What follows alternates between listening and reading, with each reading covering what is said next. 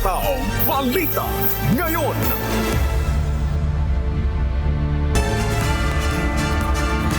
Magandang umaga, Luzon, Visayas, Mindanao at sa buong mundo.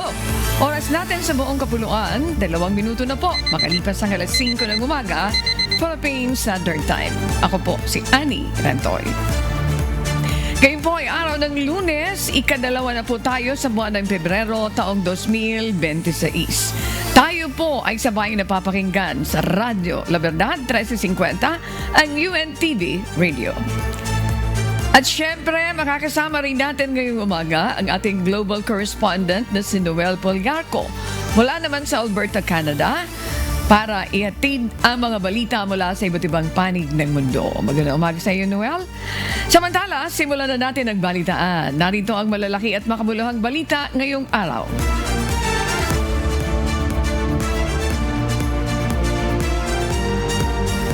Muling binigyan din ni Pangulong Ferdinand Marcos Jr. sa kanyang bagong vlog ang mga polisiya sa digitalization upang mas mapabilis ang serbisyo ng gobyerno sa publiko. Ayon sa Pangulo, dapat wakasan ang mga lumang polisiya na nagpapahirap sa buhay ng mga Pilipino.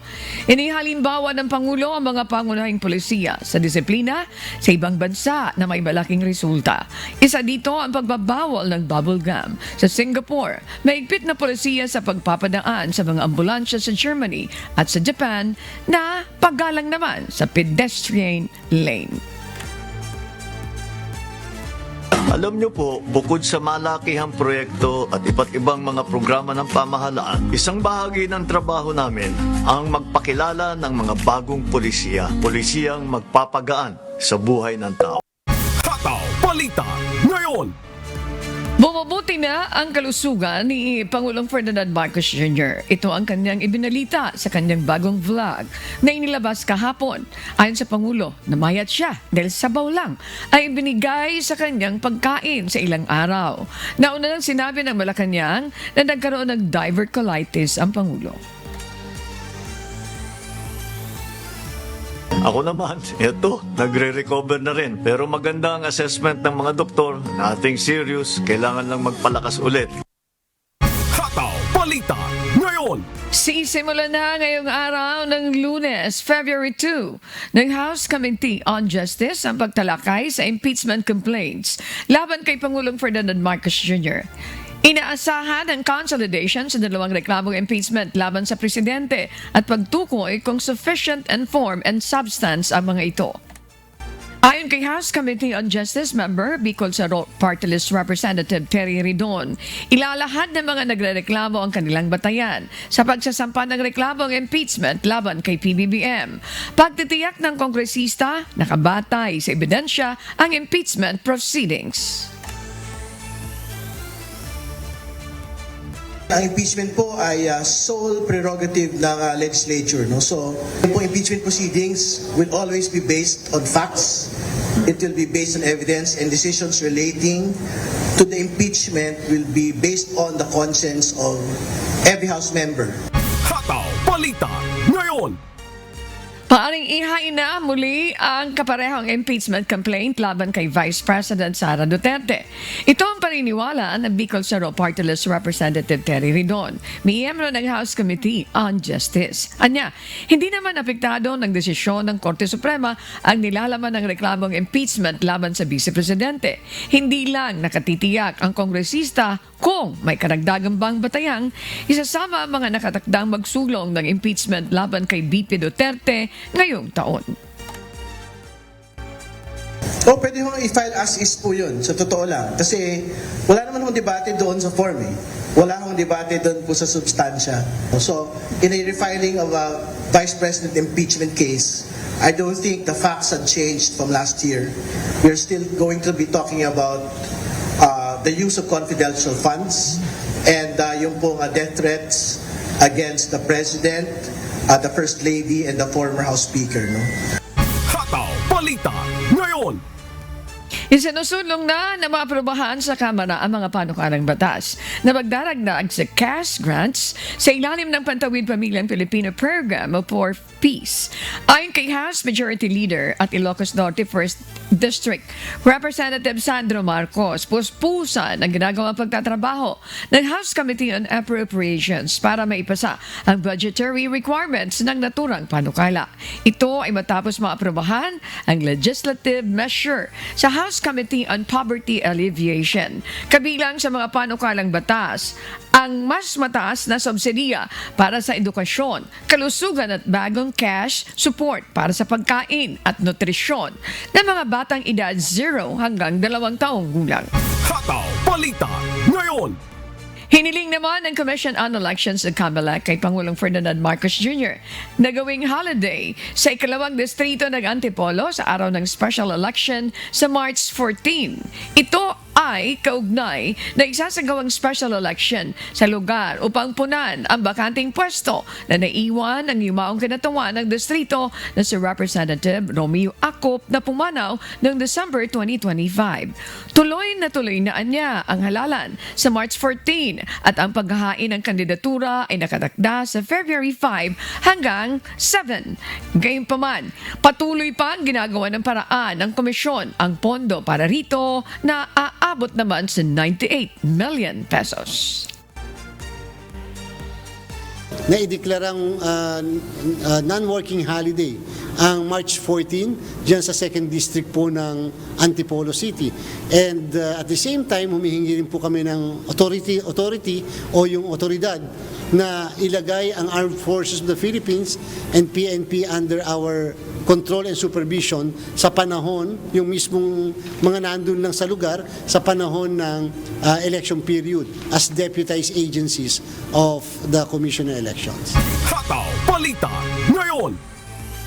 Puli magsasagawa ng public auction o pagsusubasta ang Bureau of Customs para sa walong sasakyang nakumpiska mula naman sa mag-asawang Diskaya. Ayon sa BOC, isasagawa ito sa February 11 ng alas 10 ng umaga sa tanggapan ng Bureau of Customs sa Maynila.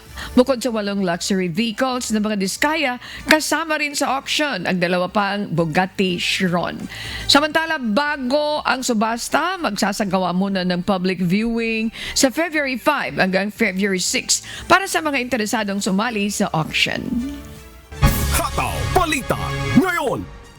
Inatasan ng Department of Transportation and Civil Aviation Authority of the Philippines o CAAP na agarang pagresolba sa issue naman ng mga transmission line na nakakaabala sa operasyon ng Bicol International Airport. Nasa 200 hanggang 300 million pesos ang ipinalalang pondo ng DOTR sa CAAP upang resolbahin ang issue. Sa kasalukuyan, hindi pa nagagamit ang buong 2,500 meters runway ng paliparan dahil sa transmission lines ng National Grid Corporation of the Philippines o NGCP. Ayon kay DOTR Acting Secretary Giovanni Lopez, nasa 1,900 hanggang 2,000 meters lamang ang aktual na nagagamit sa runway na nakakaapekto rin sa pagpasok ng international flights at pagpapaunlad ng turismo sa Bicol region. Ang kahabaan po ng runway ng Bicol International Airport is more or less 2,500. We just checked it. Napakagandang runway, napakahaba so that we can accommodate jet aircraft. No? Ito, makakatulong to sa presyo ng ating mga papasahe pagdating sa paliparan. Hataw Balita ngayon. Tinanggal na sa trabaho ang miyembro ng Manila Traffic and Parking Bureau o MTPB na nahuling nangungutong. Sa video na ibinahagi sa social media, nagtatanong ang enforcer kung magkano ang kayang ibigay ng pinarang motorista. Ayon kay Manila City Mayor Isko Moreno Dumogoso, mahigpit nilang ipinatutupad sa lungsod ang one-strike policy sa mga kawani ng gobyerno. Hataw Balita ngayon. Samantala, sinimula na ng Department of Public Works and Highways o DPWH ang ikalawang yugto ng pag-iinspeksyon sa kahabaan ng Maharlika Highway bilang bahagi ng rehabilitation nito. Isa sa mga pinuntahan ng ahensya ang 5 taon nang nakatenggang malabog flyover sa bayan ng Daraga Albay. Hanggang ngayon, hindi pa rin natatapos ang konstruksyon ng nasabing tulay na dapat sana ay magpapaluwag ng trapiko mula naman Bicol International Airport papuntang Maharlika Highway. Matapos personal na ininspeksyon ni Public Works Secretary Vince Dizon ng proyekto, ipinangako niya na pipilitin ng DPWH na tapusin ang konstruksyon ng nakatiwangwang na flyover sa loob ng 2 taon. Ang komplikasyon ng dito, Diskaya project pala ito. Alpha Omega ito. So, tino-terminate na namin, kaya nga ipabid, terminate si Diskaya, tatapusin na natin. Patuloy po kayong umantabay. Magbabalik pa ang Hataw Balita ngayon. Oras natin sa buong kapuluan, alas 5:14 na po ng umaga, Philippine Standard Time. At sa pagpapatuloy ng Hataw Balita ngayon.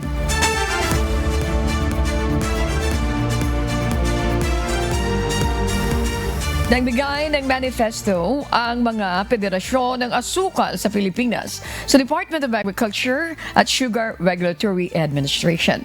Nananawagan naman ito ng regulasyon sa paggamit ng mga artificial na pampatamis at mas maigpit na polisiya para sa iba pang mga substitute sa asukal.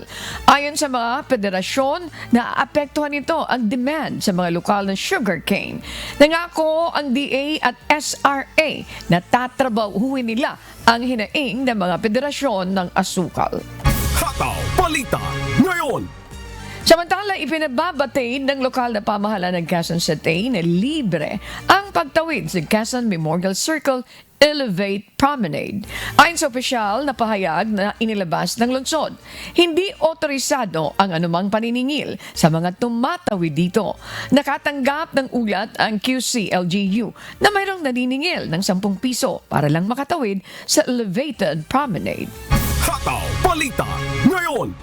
Samantala, naaresto naman ang lahat ng nasa top 10 most wanted ng Taguig City Police Station dahil sa mas pinaigting na intelligence-driven operations na isinagawa kasama ang iba pang unit mula naman sa National Capital Region Police Office o NCRPO.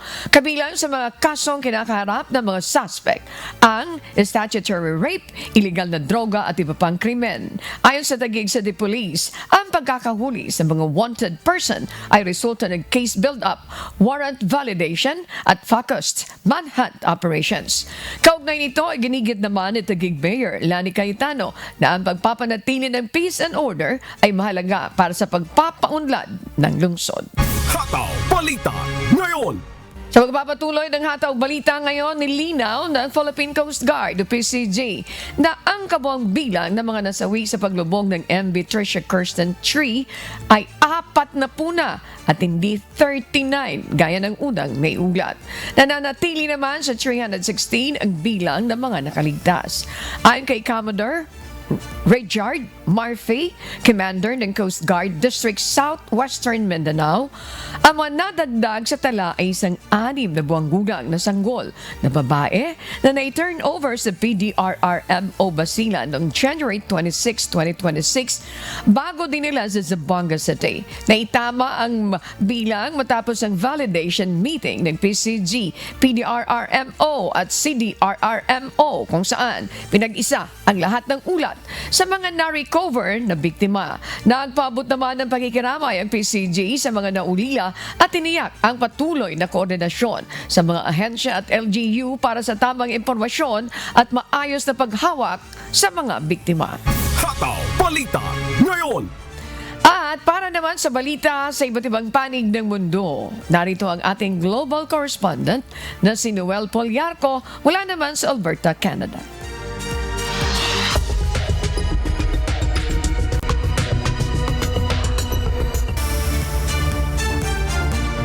Magandang araw sa iyo, Ani, at sa ating mga kasangbahay. Naranasan ng ilang lungsod sa Ukraine at sa karatig nitong bansa na Moldova ang mga emergency power outages nitong Sabado, January 31. Apektado sa nasabing malawakang blackout ang subway system sa Ukraine, maging ang water supply ng mga affected areas. Ito ang humahataw na balita ni Gerald Moral. Labis na nagdulot ng pangamba sa mga residente ang naranasan na malawakang power outage sa Ukraine at Moldova noong Sabado, January 31. Lalo na't nagbabala ang mga weather forecaster ng pagbaba ng temperatura sa negative 30 degrees Celsius. Ayon kay Ukraine Energy Minister Denis Shmyhal, ang sanhi ng power outage ay technical malfunction sa linya ng kuryente na nag-uugnay sa dalawang bansa. Paliwanag ng opisyal, nagdulot ng aberya ang cascading outage sa power grid ng Ukraine na nagpapaandar sa mga otomatikong proteksyon ng buong sistema. Ilan sa mga lugar na naiulat na apektado sa pagkawala ng kuryente ay ang Kyiv at sa mga rehiyon ng Zhytomyr at Kharkiv. Naputol din ang supply ng tubig sa kabisera at pansamantalang itinigil ang operasyon ng subway dahil sa mababang boltahe ng kuryente. Sa bansang Moldova naman, nakaranas din ng malawakang blackout ang kabisera nito na Chisinau. Naibalik din noong araw na iyon ang supply ng kuryente sa mga apektadong lugar.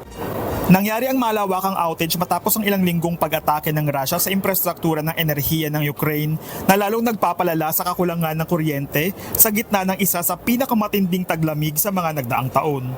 Inilarawan ito ng mga opisyal ng Ukraine ang paraan ng Moscow bilang weaponizing winter na layong ipagkait sa mga tao ang init, ilaw at tubig.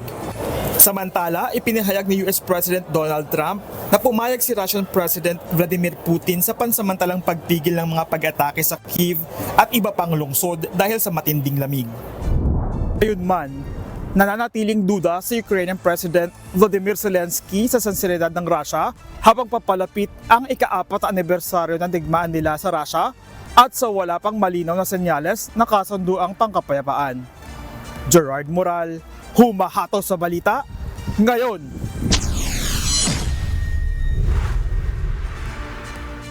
Nagbabala ang Supreme Leader ng Iran na si Ayatollah Ali Khamenei na magdudulot ng mas malawak na regional war kung itutuloy ng Estados Unidos ang pag-atake sa Iran. Ito'y sa gitna ng tumataas na tensyon sa pagitan ng dalawang bansa. Ito ang humahataw na balita ni Sheila Reyes. Sa gitna ng tumataas sa tensyon ng Estados Unidos at Iran, naglabas ng pahayag ang Supreme Leader ng Iran na si Ayatollah Ali Khamenei.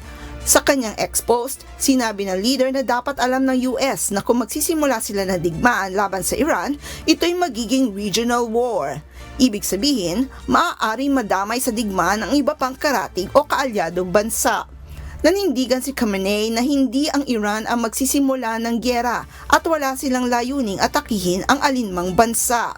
Gayunpaman, sino man aniya ang aatake o mananakit sa Iran, kailangan nitong harapin ang matinding paghiganti nito.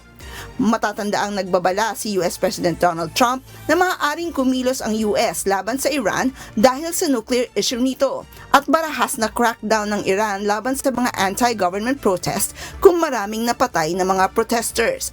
Gayunpaman, sinabi ni Trump na mayroon nang isinasagawang seryosong negosasyon ang US at Iran at umaasa ito magiging katanggap-tanggap ang magiging kasunduan. Sa kasalukuyan, patuloy ang pagdadagdag ng presensya ng militar ng US malapit sa Iran. Kabilang na dito ang pagpapadala sa lugar ng USS Abraham Lincoln, isang US Navy aircraft carrier. Sheila Reyes, humahataw sa balita ngayon.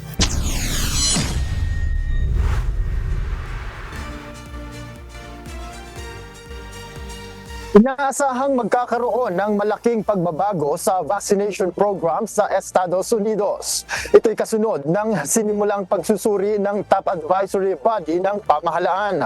Ito ang humahataw na balita ni Nico Chicano. Inihayag ni Dr. Kirk Milhoan, ang chairman ng Advisory Committee on Immunization Practices o ASIP ng Estados Unidos, na muling pag-aaralan ang lahat ng vaccine recommendation, kung ano ang panganib at benepisyo maaaring idulot ng mga ito. Ayon kay Milhone, kailangan nakabatay sa payo ng doktor ng isang taong pagpapabakuna at hindi dapat gamitin itong requirement para sa school attendance. Binigyang diin din ni Milhone na nagkakaroon lagi ng usapin tungkol sa kung ano ang mabuti sa lahat at kung ano ang mabuti para sa isang individual.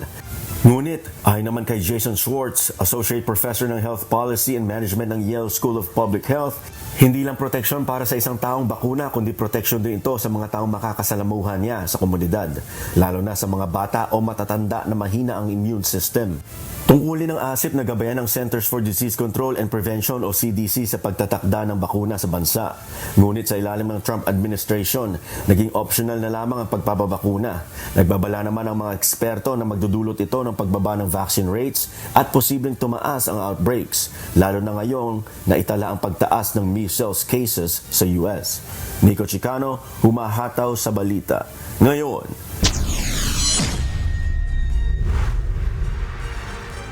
At yan po ang mga balita mula sa iba't ibang panig ng mundo. Mula rito sa Alberta, Canada, ako po si Noel Poliarco. Magandang araw.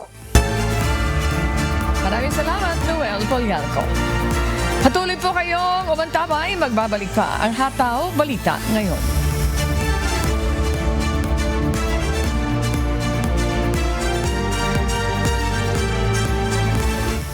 Sa pagpapatuloy ng Hataw Balita ngayon.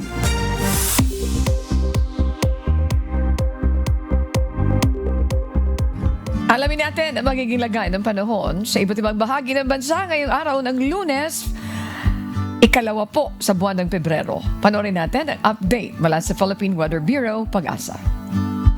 Tuloy pa rin ang shear line ang nakakaapekto sa silangang bahagi ng Southern Luzon at ganoon din sa eastern section ng Visayas.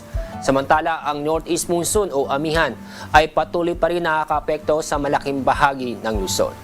At sa mga oras ito, inyong papansin, may mga kumpulan ng mga kaulapan o cloud cluster sa labas ng ating Philippine Area of Responsibility.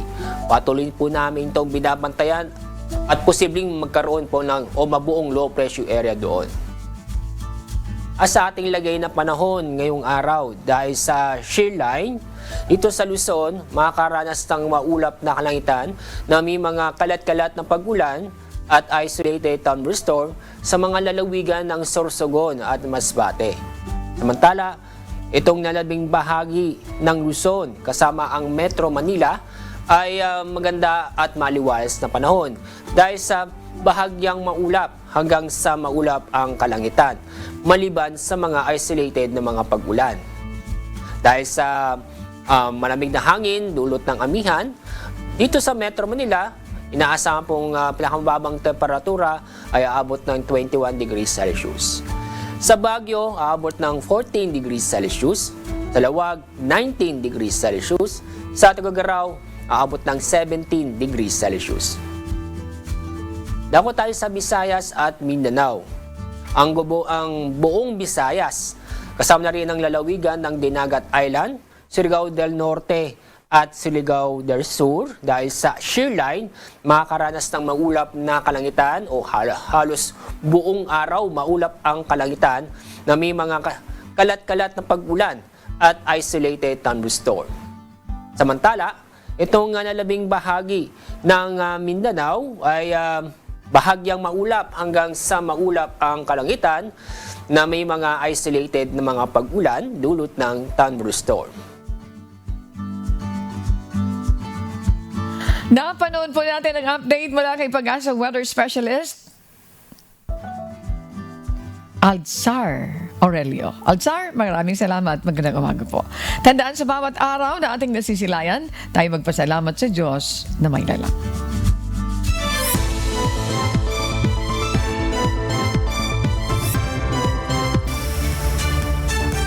Patuloy po na binabantayan ng otoridad ang sitwasyon sa Barangay Masarawag, Ginubatan, Albay. Matapos madiskubre ang panibagong sinkhole, apektado nito ang ilang bayan at kalsada kasunod ng malalakas na pag-ulan. Si Ryan Salatandol, humahataw. Nagdudulot ng takot at pangamba ang mga panibagong sinkhole na natuklasan sa Barangay Masarawag, Ginubatan, Albay matapos ang sunod-sunod na pag-ulan. nadiskubre ang mga bagong sinkhole sa ilang bahay at kalsada sa barangay Masarawag na lalong lumalawak at lumalalim dahil sa malalakas na ulan.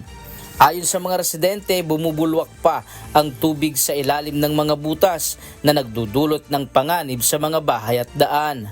Nangyayari ngayon na lumalaki yung mga uka at nadadagdagan pa siya, ito yan yung bagyong Ada. Nakakagulat nga kasi ayan na siya ang layo na ng dinadatnan niya papunta na dito sa bahay na yan.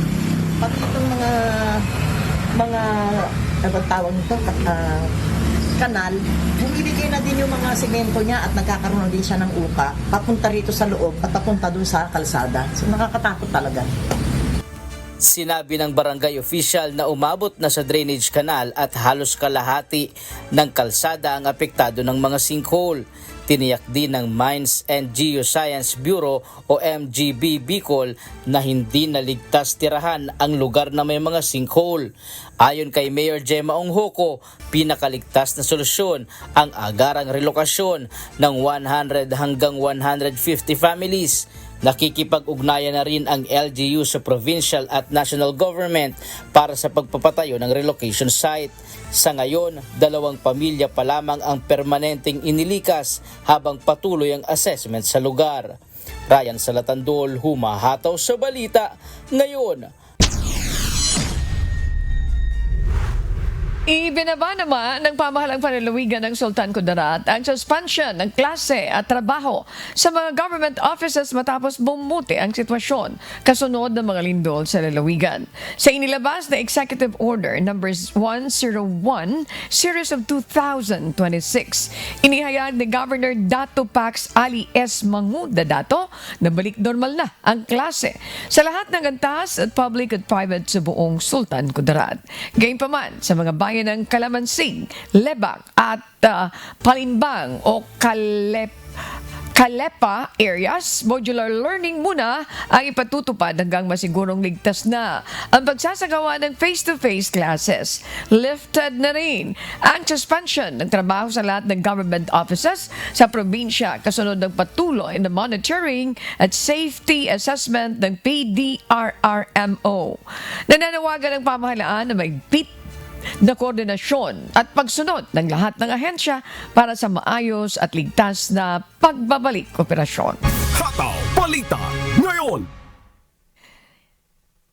Isinailalim naman sa Water Search and Rescue WASAR Training o sumailalim sa Water Search and Rescue WASAR Training ng Philippine Coast Guard o PCG Bicol ang nasa 160 students sa kolehiyo ng Forbes sa Albay. Si Jerry Galicia, humahataw. Nasa 160 mag-aaral mula sa Forbes College ang sumailalim sa pagsasanay sa life-saving skills at Water Search and Rescue o WASAR Orientation sa YMCA Swimming Pool, EMS Barrio East, Legazpi City, Albay nitong Sabado. Pinangunahan ng mga kawani ng Coast Guard District Bicol ang pagsasanay kung saan tinuruan ng mga estudyante ng mahalagang prinsipyo sa water safety, kabilang ang basic rescue techniques at tamang pagtugon sa mga maritime emergency. Layunin ng aktibidad na bigyan ng sapat na kaalaman ang kabataan sa pagliligtas ng buhay at palakasin ang kahandaan ng kanilang mga komunidad sa panahon ng sakuna. Nagpaabot rin ng pagkilala ang Coast Guard District Bicol sa pamunuan at staff ng Forbes College sa kanilang suporta at kooperasyon para sa tagumpay ng naturang inisyatiba. Ang pagsasanay ay bahagi ng programa ng Philippine Coast Guard Bicol na naglalayong palakasin ang kamalayan ng komunidad sa safety education at capability enhancement ng ahensya. Jerry Galicia, humahataw sa balita ngayon. Inambayan naman at lungsod sa Negros Occidental ang binaha dahil sa malakas na pangulan.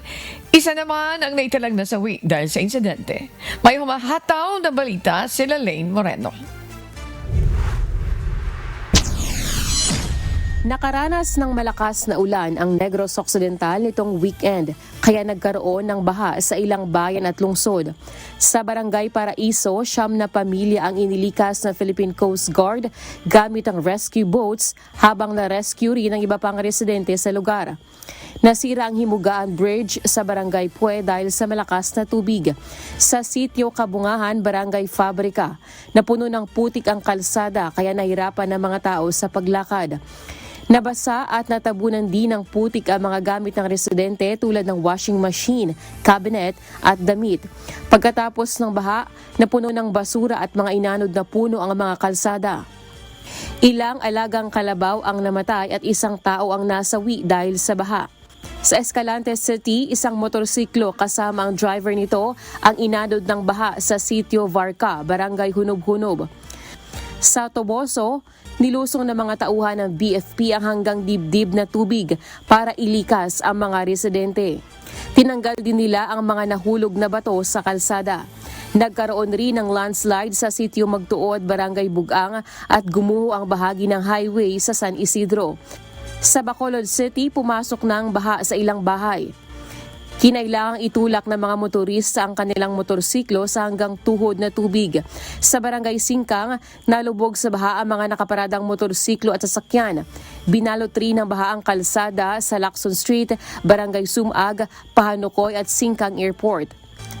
Nagbigay na ang mga LGU ng gamot at proteksyon laban sa sakit at nag-check up sa mga evacuees para siguraduhing ligtas. Humingi rin sila ng tulong tulad ng pagkain, tubig, kumot, damit at hygiene kits. Walang pasok ngayong araw sa lahat ng level sa Sagay City at Toboso. Lelaine Moreno, humahataw sa Balita Ngayon.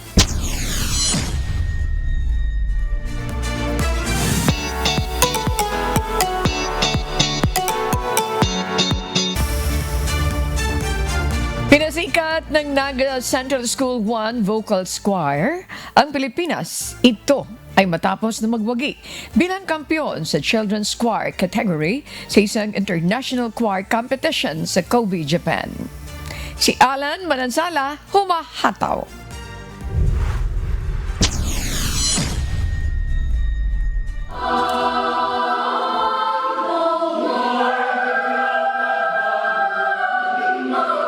Sa isang entablado sa Kobe, Japan, hindi lang mga awit ang umalingaw-ngaw, kundi pati ang pangarap at dedikasyon ng Naga Central School 1 Vocal Choir na nagdala ng karangalan sa Pilipinas. Nagkampiyon ang 39 na members ng naturang paaralan sa 4th Sing from Kobe International Choir Competition and Festival na ginanap kamakailan lamang sa Japan. Nakamit din ng grupo ang second place ng folklore category matapos humanga ang mga hurado sa kanilang mga awit na Laudate, Anak at Ethnic Song na Balaiki.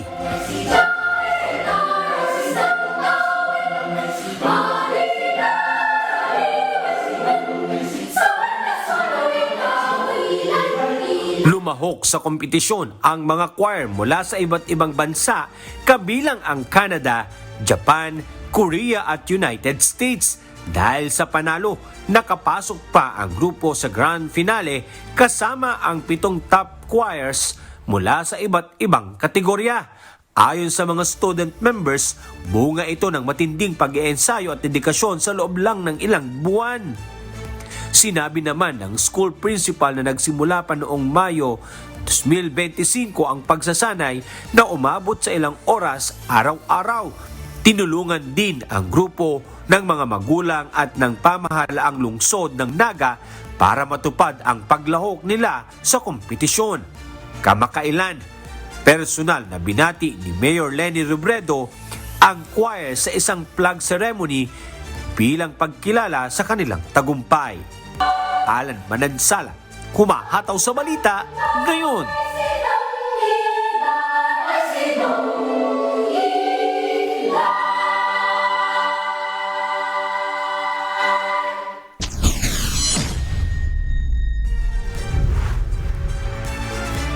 Congratulations po sa mga batang yan na nanggaling pa po sa Naga City. Maray na Aldo po. Congratulations man po sa inyo. Thank you so much. At antabayanan nyo rin po ang iba pang mga dagdag na balita dyan mula naman kay Alan Manansala. Maraming salamat, Alan Manansala, humahataw mula po sa Bicol. Samantala, namulaklak ang kalsada ng Baguio City. Sa pagbubukas ng ika-30 Panagbinga Festival, libo-libong tao ang dumalo at nakisaya sa makukulay na parada. Para sa mga bisita, isa itong karanasang hindi malilimutan. Si Grace Doctolero, humahataw.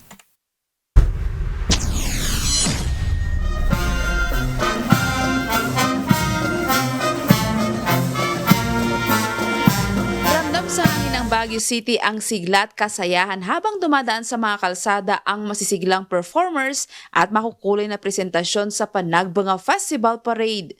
Mula sa sabay-sabay na galaw ng mga batang mananayaw hanggang sa mga cultural na sayaw na bumuhay sa kalsada. Buhay na buhay ang tema ng taong ito na blooming without end. Hindi lang ito isang parada kundi isang pagdiriwang ng kultura, pagkakaisa at pag-asa para sa mga tao ng lungsod at mga bisita. Habang abala ang lahat sa paghanga at pagkuha ng litrato, maayos naman na napanatili ng mga otoridad ang kaayusan sa pamamagitan ng maagang pag-deploy ng mga pulis at traffic personnel. Oh, it was wonderful. This is my 7th since I moved here, and every year it gets better, brighter, great costumes. I love it. Oh, are you kidding me? I'm an honorary Igorot. I love the dances, I love the costumes, I love the energy that comes from the festival. I love the opening of the festival today. It was really touching. Bukod sa parade, lalong nagdagdag saya sa festival ang street dancers at iba't ibang cultural performances na nagpakita ng mayamang kultura ng Cordillera. Sobrang ganda. Actually, masarap sa feeling kasi syempre from Manila kami. Ang init dun sa amin. Tapos dito, very relaxing siya. Tapos nakaka-enjoy lahat ng tourist spots, ganun. Pati yung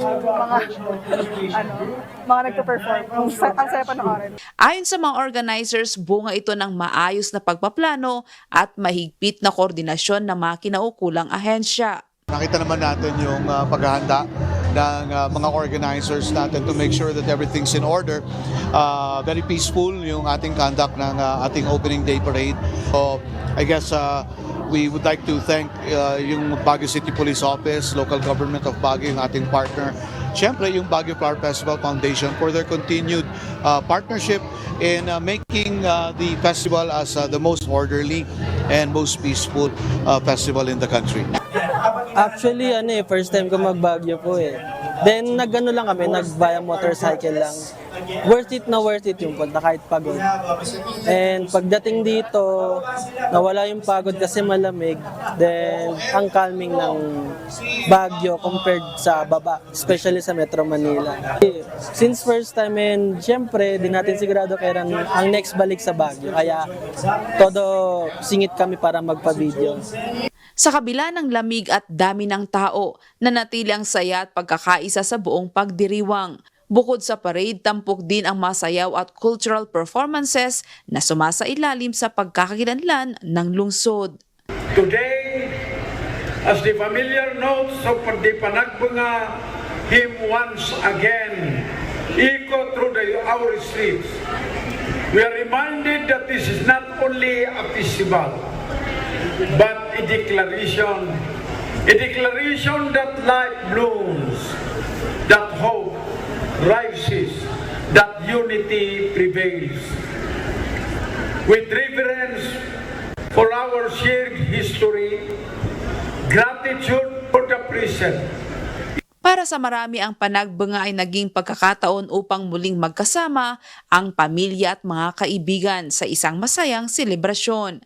Sa ika-30 taon ng Panagbinga Festival, hindi lang mga bulaklak ang namukadkad sa Baguio, kundi pati ang diwa ng pagkakaisa at kasayahan ng mga tao.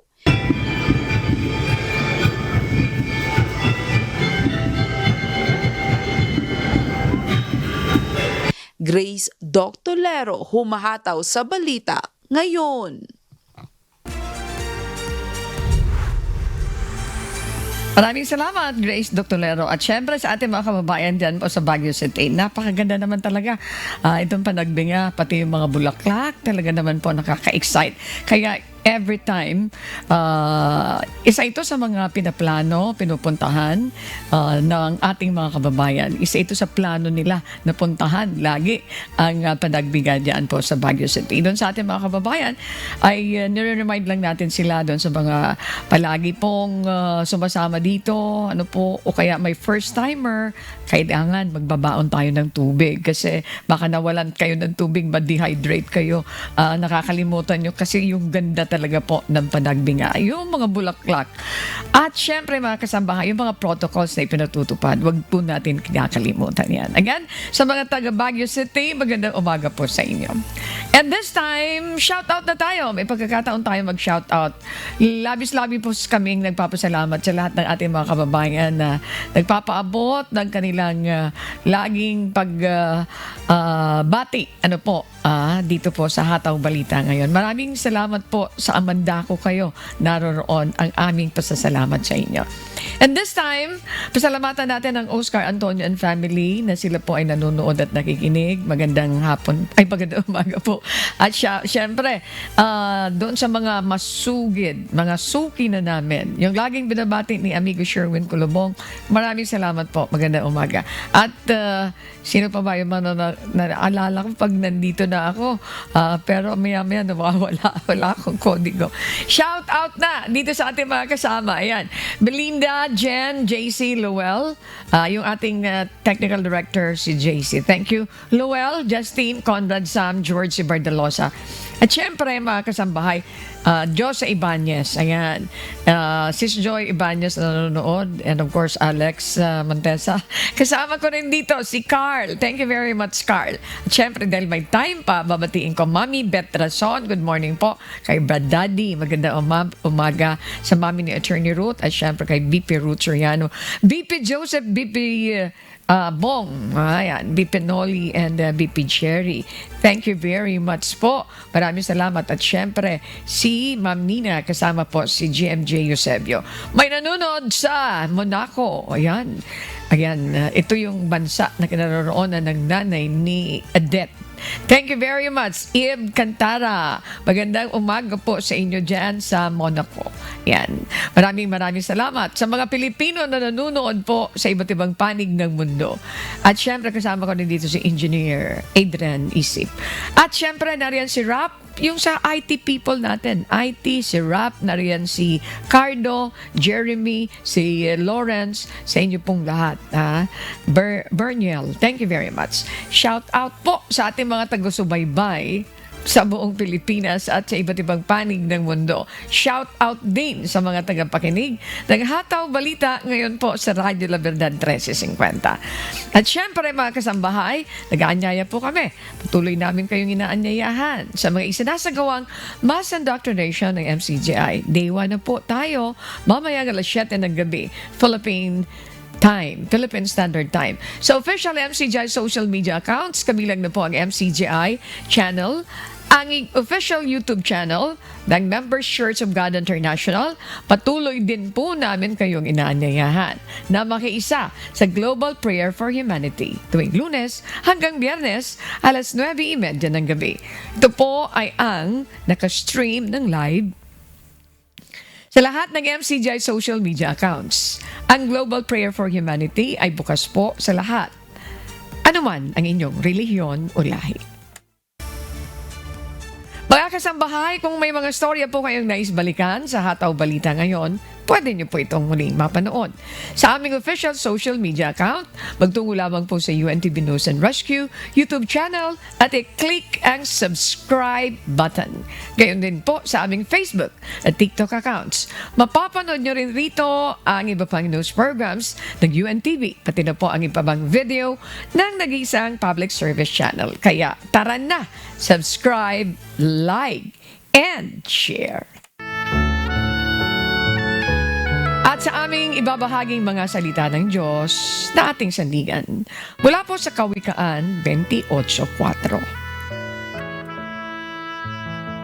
Silang nangagpapabaya sa kautusan ay nagsisipuri sa masama, ngunit ang nag-iingat ng kautusan ay nangakikipagkaalit sa kanila. I'm sorry.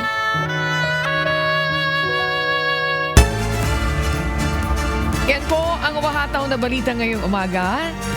Ikalawa po sa buwan ng Pebrero, taong 2026.